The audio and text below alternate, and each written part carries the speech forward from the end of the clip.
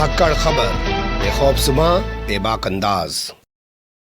धाकड़ खबर के news room से मैं आपके साथ हूं अकरम रईस खान। कल यानी मंगलवार को सुप्रीम कोर्ट से जब एक खबर या यूं कहें एक आदेश सामने आया जिसमें कहा गया कि आजम खान और उनके बेटे को फर्जी पासपोर्ट, फर्जी पैन कार्ड मामले में जमानत दी जाती है, उसके बाद लगने लगा कि सालों से जेल में बंद पड़े हुए आजम खान और उनके बेटे बाहर आ सकते हैं। बता दें, इस मामले में आजम खान की पत्नी तंजीम फातिमा पहले ही जमानत पर रिहा हो चुकी हैं और फिलहाल अपने घर पर रामपुर में वो हैं। ये दोनों बाप बेटे फिलहाल जेल में बंद हैं। अभी पिछले काफ़ी समय पहले दोनों बीमार भी हुए थे, जिनको अस्पताल में भी लंबे समय तक रखना पड़ा था। बाद में फिर से उनको सीतापुर जेल में जो है बंद कर दिया गया। लेकिन आज एक तस्वीर उभरी रामपुर से और उस तस्वीर के उभरने के बाद लगने लगा कि सुप्रीम कोर्ट से जो राहत मिली है आजम खान को, उनके बेटे को, वो राहत साबित नहीं हो पाएगी, क्योंकि बीजेपी के नेता ने ऐसा कुछ कर दिया है जिसके बाद प्रशासन ने सप्लीमेंट्री चार्जशीट यानी हिंदी में बात करें तो अनुपूरक आरोप पत्र आजम खान के खिलाफ दाखिल कर दिया। इसे बताऊंगा आपको कि अनुपूरक आरोप पत्र क्या होता है और इसके दाखिल करने को कैसे देखा और समझा जा सकता है। दो सवाल आपके जहन में खड़े होने चाहिए तमाम जानकारी सामने आने के बाद। पहला सवाल ये कि सुप्रीम कोर्ट ने आखिर जो राहत दी है वो राहत क्यों नहीं है। दूसरा, रामपुर के अंदर आखिर क्या घटा है। तो सबसे पहले आपको रामपुर वाले अपडेट की तरफ लेके चलते हैं, जो खबर के पहले हिस्से में आपके सामने रख रहे हैं। खबर के दूसरे हिस्से में आपके सामने रखने की कोशिश करेंगे सुप्रीम कोर्ट के कल सामने आए हुए जजमेंट की खबर। चलते हैं खबर के पहले हिस्से की तरफ। देखिए, रामपुर से बीजेपी के एक नेता है आकाश सक्सेना। उनका यह दावा है कि आजम खान की पूरी बर्बादी का असल जिम्मेदार वही हैं। उन्होंने खोद के तमाम चीज़ें निकाली, पुलिस प्रशासन और अधिकारियों को दी और उसके बाद पुलिस प्रशासन और अधिकारियों ने काम किया और आजम खान पर एक के बाद एक 87 मुकदमे, भैंस चोरी, बकरी चोरी, प्रॉपर्टी कब्जाने और शत्रु संपत्ति खरीदने, फर्जी पासपोर्ट, फर्जी पैन कार्ड बनाने, अपने बेटे की उम्र ज़्यादा दिखाकर उसको चुनाव जितवाने, तमाम तरीके के आरोपों में FIR दर्ज की गई। वैसे कपिल सिब्बल ने कल सुप्रीम कोर्ट में दावा किया कि 87 में से 84 मामलों में इनको जमानत मिल चुकी है, सिर्फ 3 मामले बचे हुए हैं। लेकिन क्या किया है आकाश सक्सेना ने आज, उनकी जबानी पहले सुन लीजिए, फिर कुछ चीजें बताता हूं। ये 2 जन्म प्रमाण पत्र वाला जो मामला है, इसमें हमने कोर्ट में आज एक एप्लीकेशन लगाई थी अभी 6-7 दिन पहले। उसमें हमने ये मांग की थी अब्दुल्ला आजम खान और तंजीम फातिमा पर, चूँकि इन्होंने षड्यंत्र के थ्रू ये सब काम किया है, इन पर 120 भी लगानी चाहिए। उसमें सप्लीमेंट्री चार्जशीट को आज दाखिल किया गया है और जिसकी डेट को उन्होंने परसों के लिए सुनवाई के लिए रखा है, क्योंकि चूँकि हर काम ये आजम के नगर विकास मंत्री रहते हुए ये काम हुआ था, इस वजह से इन पर तीनों पर ये चार्ज बनता है, ऐसा मेरा मानना है। मैंने कोर्ट से निवेदन किया था, इसमें मैंने प्रार्थना पत्र लगाया था, तो उसका संज्ञान लिया गया है और इसमें सप्लीमेंट्री चार्जशीट दाखिल कर दी गई। अब अगली तारीख कब है? इसमें सुबह बहस होनी है, कल इस मामले।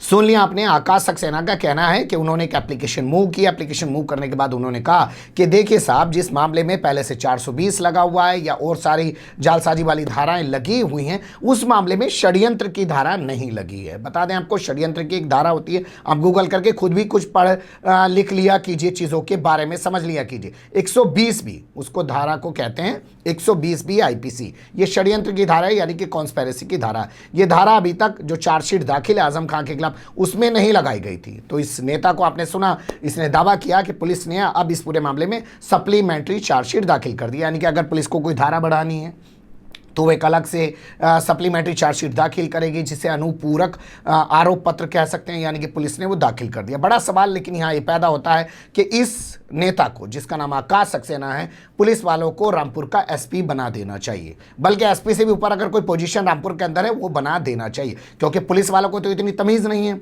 वो रात दिन पुलिसगिरी कर रहे हैं, विवेचनाएं कर रहे हैं, उन्हें तो तमीज़ पैदा नहीं हुई कि वो षड्यंत्र की धारा जोड़े। बीजेपी का एक नेता बता रहा है और फिर उसके बाद पुलिस वाले, जो बड़े क्रांतिवीर पुलिस वाले हैं उत्तर प्रदेश के, वो 120B की धारा यानी कि षड्यंत्र की धारा लगा भी दे रहे हैं। तो क्यों ना इसी को पूरे जिले का सबसे सर्वा पुलिस अधिकारी बना देना चाहिए, क्योंकि पुलिस वालों को तो अकल है नहीं। बड़ा सवाल टाइमिंग पे भी होता है। अगर इसको षड्यंत्र की धारा लगवानी ही थी तो इसने पहले क्यों नहीं काम किया। हालांकि आपने इनका बयान पूरा सुना होगा, तो इस नेता का कहना यह है कि इसने तो पहले से एप्लीकेशन दे रखी थी। तो एप्लीकेशन अगर पहले से दे रखी थी तो पहले से सामने आके बयान क्यों नहीं दिया था। सुप्रीम कोर्ट से जजमेंट आने के बाद ही सामने आकर इस तरीके का बयान क्यों दिया। और जो टोन है इस नेता की वो टोन ऐसी है जैसे पुलिस वाले नहीं होते, हाँ हम लोगों ने एक सप्लीमेंट्री चार्जशीट दाखिल कर दी है और उन तमाम मुकदमों के अंदर हमने धाराएं बढ़ा दी है, उस वाले स्टाइल में बयान दिया जा रहा है। तो क्या ये बयान जो दिया गया है और क्या ये जो कोशिश की गई है, इसके पीछे ये सिर्फ चेहरा है या और लोग बहुत कुछ पीछे से कर रही हैं? चेहरा सिर्फ आकाश सक्सेना है या कहना गलत होगा क्या? अब वो चलते हैं, देख लेते हैं कि सुप्रीम कोर्ट ने क्या कहा था मंगलवार को। तो सुप्रीम कोर्ट वाली खबर आप लोगों के सामने से गुजरी होगी, हम भी आपके सामने कई सारी वेबसाइटों पे जो ये खबर छपी है उसके शॉर्ट्स रख देते हैं, स्क्रीन शॉट्स वगैरह आपके सामने लगा देते हैं। उसमें कहा गया कि फर्जी पैन कार्ड और पासपोर्ट वाले मामले में सुप्रीम कोर्ट से आजम खान के बेटे अब्दुल्ला आजम को जमानत दी जाती है, लेकिन जमानत तभी लागू होगी 4 हफ्ते के भीतर जब आरोप लगाने वाले आकाश सक्सेना का बयान अदालत में दर्ज करा दिया जाएगा। सुप्रीम कोर्ट ने कहा जब चार्जशीट दाखिल हो चुकी है, जांच कंप्लीट हो चुकी है, तो अभी तक शिकायतकर्ता का बयान क्यों दर्ज नहीं कराया गया, उसका बयान दर्ज कराया जाए, उसके बाद ये जमानत जो है लागू मानी जाएगी जो सुप्रीम कोर्ट से है। तो अब ये नेताजी सामने आ गए हैं, इन्होंने एक एप्लीकेशन दे दी है, धारा बढ़वा दी है। अब धारा जब बढ़ गई है, षड्यंत्र की धारा लग गई है, तो क्या सुप्रीम कोर्ट ने जो जजमेंट दिया है, जमानत दी है, क्या वो अब लागू हो पाएगी? क्योंकि सुप्रीम कोर्ट ने जो जमानत दी है वो तो पिछली धाराओं पर दी है, अब एक धारा और बढ़ गई है, तो इस धारा बढ़ने के बाद इस मामले में फिर से जमानत के लिए जाना पड़ेगा, क्योंकि एक धारा बढ़ गई है।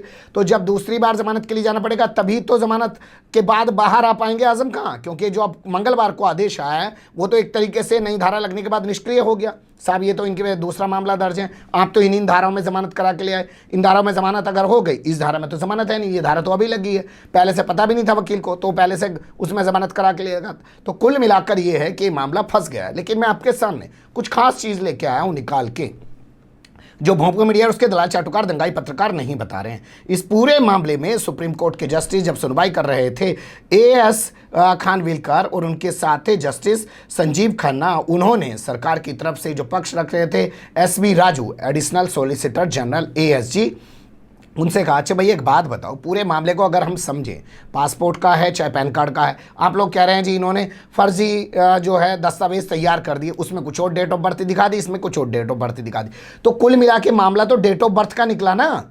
एक डेट ऑफ बर्थ को आप असली मानोगे तो आपने डेट ऑफ बर्थ के आधार पर एफआईआर क्यों नहीं की? अलग अलग एफआईआर क्यों कर रहे हो? पैन कार्ड की अलग एफआईआर कर रहे हो, पासपोर्ट की अलग एफआईआर कर रहे हो, एक मामले में अलग अलग एफआईआर कर रहे हो। ये बहुत बड़ी टिप्पणी है सुप्रीम कोर्ट की। सुप्रीम कोर्ट ने आगे कहा कि ऐसा लगता है कि अदालत का वक्त बर्बाद किया जा रहा है।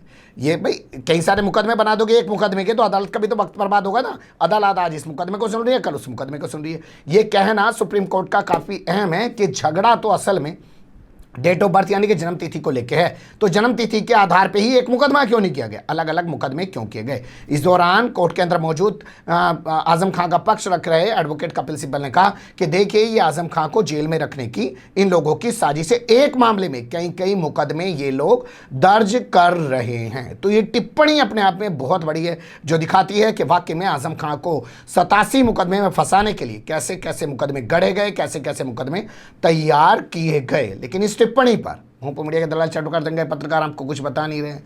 कुछ अखबारों में छपा है, कुछ जगह से जो है चीज़ें निकल के आ रही हैं, लेकिन वो भी उतने विस्तार से नहीं लिख रहे हैं। जजमेंट की कॉपी अभी आ नहीं पाई है, जजमेंट की कॉपी हमारे पास जैसे आएगी और कल यानी कि जब इस पूरे मामले में रामपुर की एमपी एमएलए कोर्ट में सुनवाई होगी, जो सप्लीमेंट्री चार्जशीट दाखिल की गई है, उसके बाद क्या चीज़ें निकल के आएंगी वो भी आपको रूबरू कराने की कोशिश करेंगे। फिलहाल ये 2 चीज़ें इस पूरे मामले में निकल के आ रही थी जिससे आपको रूबरू कराना ज़्यादा बेहतर लगा, क्योंकि देखिए आज मीडिया कुछ और कर रहा है, पत्रकारिता नहीं कर रहा है। पत्रकारिता करता तो इतनी बड़ी खबर के सुप्रीम कोर्ट कहे कि एक मामले में इतनी बार एफआईआर दर्ज करोगे, अलग अलग एफआईआर दर्ज, तो इस पर prime time show, debate show होने चाहिए, वकीलों को बैठा दिया चाहिए था, सरकार से सवाल पूछा जाना चाहिए था कि क्या कर रखा है आप लोगों ने। एक शख्स जो सांसद है, इतने बार का विधायक रह चुका है, उसका बेटा भी विधायक है, इस तरीके से मुकदमों में फंसाने के लिए नए नए मुकदमे गढ़े जा रहे और एक मामले में कहीं कहीं एफआईआर की जा रही है। क्यों किया जा रहा है ऐसा? लेकिन कौन पूछेगा सवाल,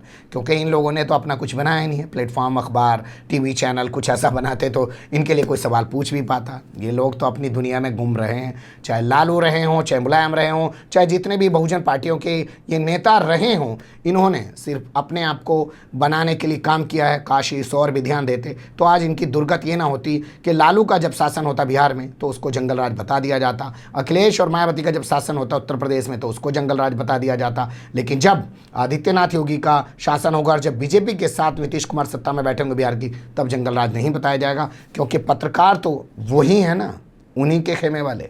खैर छोड़िए इस कहानी को, फिर कभी इस पर बात करेंगे। फिलहाल ये 2 अपडेट थे, मुझे लगा कि आपको रूबरू कराया जाए। जो भी होगा रामपुर की एमपी एमएलए कोर्ट में, उससे भी आपको अवगत कराने की कोशिश करेंगे। बने रहिएगा धाकड़ खबर के साथ। फिलहाल कमेंट्स के रूप में आप लोग अपनी राय दे सकते हैं, खबर को लाइक कर सकते हैं, चैनल को सब्सक्राइब कर सकते हैं और ज़्यादा से ज़्यादा हमारी खबरों को शेयर कर सकते हैं। फिर ऐसे ही किसी सुलगते हुए या उलझते मुद्दे लेकर मैं आपके सामने हूँगा हाजिर। फिलहाल अभी मुझे दें इजाज़त।